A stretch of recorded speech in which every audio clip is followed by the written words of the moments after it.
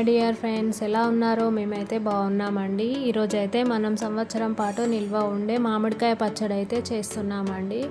దానికోసం ఒక 60 కాయలు అయితే తీసుకున్నాము. వాటిని మంచిగా బకెట్లో వేసుకొని ఒక 1 అవర్ 2 అవర్స్ అలా ఉంచేసి బకెట్లోనే తీసేసి మంచిగా నీట్గా తుడుచుకొని ఆరబెట్టుకొని ఈ విధంగా చిన్న చిన్న పీసెస్ అయితే కట్ చేసుకొని వచ్చామండి. మాకైతే ఈ 60 కాయలకి మాకు ఒక 10 కేజీల పచ్చడి అయితే వస్తుందండి.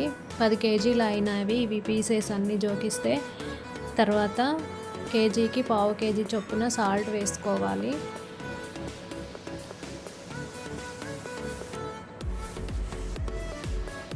సాల్ట్ వేసుకొని మాకు టైం లేక మేమైతే ఊరబెట్టుకున్నామండి. ఈ విధంగా సాల్ట్ వేసుకొని మంచిగా ఊరబెట్టుకోవాలి.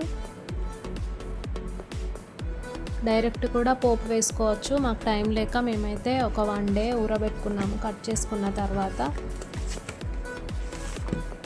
ఈ విధంగా సాల్ట్ వేసి మంచిగా మిక్స్ చేసుకొని పక్కన ఉంచుకోవాలి. 10 కేజీలకి కేజీ కారం మేము 3 మ్యాంగో మిర్చి పౌడర్ అయితే వాడతాము. ఇదైతే సంవత్సరము పచ్చడి నిల్వ ఉన్న మంచిగా రెడ్గా టేస్టీగా ఉంటుందండి. నట్ గోల్డ్ ఆయిల్ వేస్తాము మేము. ఏస్ బ్రాండ్ పప్పు నూనె కూడా బాగుంటుంది పచ్చళ్ళలోకి. ఆవాలు ఒక 350 గ్రాములు వేసుకొని మంచిగా ఫ్రై చేసుకొని పక్కన ఉంచుకోవాలి. జీలకర్ర ఒక 100 గ్రాములు మంచిగా వేయించుకొని పక్కన ఉంచుకోవాలి. వెల్లుల్లి ఒక కేజీన్నర పొట్టు తీసుకొని పక్కన ఉంచుకోవాలి. మెంతులు ఒక 50 గ్రాములు వేసుకోవాలి. ఈ విధంగా ఫ్రై చేసుకోవాలి. మెంతులు కూడా మంచిగా ఫ్రై చేసుకొని చిటపటలాడిన తర్వాత ఒక ప్లేట్లో వేసుకొని చల్లారబెట్టుకోవాలి. తర్వాత మంచిగా మిక్సీ జార్ తుడుచుకొని వాటర్ లేకుండా పొడి పొడిగా ఒక దాని తర్వాత ఆవాలు, జీలకర్ర, మెంతులు ఇవన్నీ వేసుకొని మంచిగా మిక్స్ చేసుకొని పౌడర్లన్నీ పక్కన ఉంచుకోవాలి. వెల్లుల్లి కూడా ఒక కేజీ వెల్లుల్లి మనం మిక్స్ చేసుకోవాలి పేస్ట్ లాగా. ఒక 1/2 కేజీ వెల్లుల్లి ఏమో వట్టిగా పాయలే వేయాలి పచ్చళ్ళు.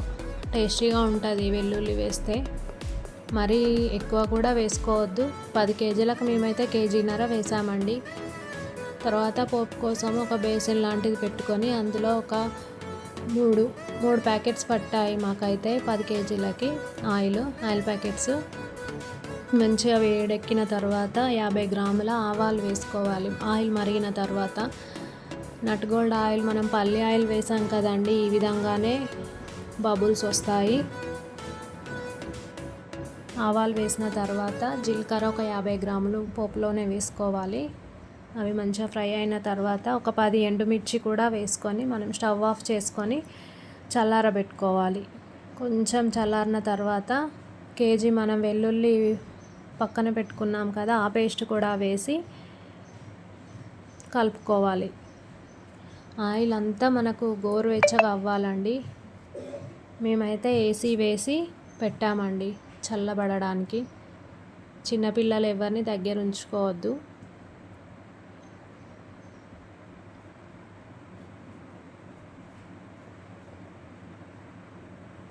ఈ విధంగా చల్లారాలి. తర్వాత మాకు 10 కేజీలకి కేజీ కారం పట్టిందండి. 3 మ్యాంగో మిర్చి పౌడర్ వేసాము మేమైతే.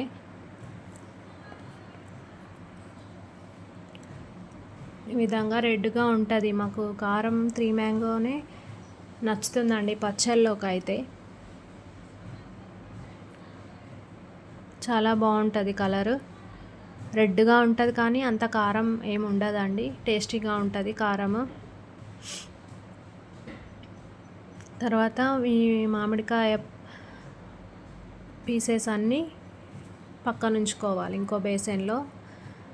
ఈ విధంగా కారం వేసిన తర్వాత పచ్చడి మిశ్రమంలో మనం మెంతిపిండి, ఆవపిండి, ఫస్ట్ జీలకర్ర మనం ఇవన్నీ పౌడర్లు చేసి ఉంచుకున్నాం కదా, అవన్నీ ఒకదాని తర్వాత ఒకటి యాడ్ చేసుకోవాలి. కారం వేసిన తర్వాత యాడ్ చేసుకొని ఈ విధంగా మిక్స్ చేసుకొని మామిడికాయ పీసెస్ ఉన్న బౌల్లోకి మిశ్రమం అంతా వేసేసుకోవాలి.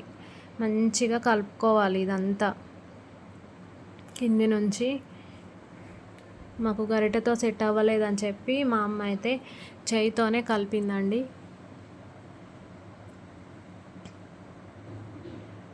మంచిగా కలపాలి కింది నుంచి.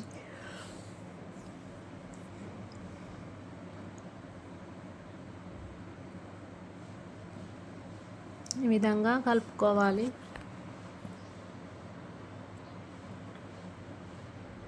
అంతా కలిసిన తర్వాత ప్లాస్టిక్ వాడొద్దు అంటారు, కానీ మేమైతే ఒక 1 డే ఉంచామండి. తర్వాత జాడీలో ఎత్తుకున్నాము.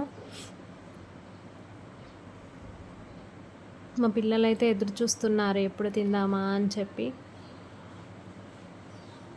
రెడీగా కూర్చున్నారు తిందామని.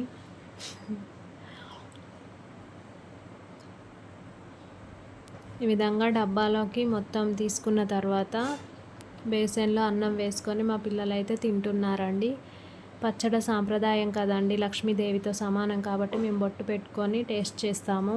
చాలా బాగొచ్చింది మా పచ్చడి అయితే. చాలా ఎంజాయ్ చేశారు మా పిల్లలైతే. మీరు కూడా మామిడికాయ పచ్చడిని పెట్టుకొని ఎంజాయ్ చేయండి ఫ్రెండ్స్.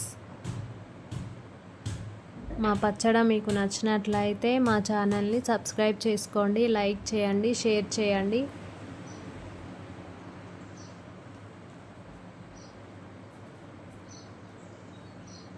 బాగొచ్చిందండి మాకైతే ఈ పచ్చడి.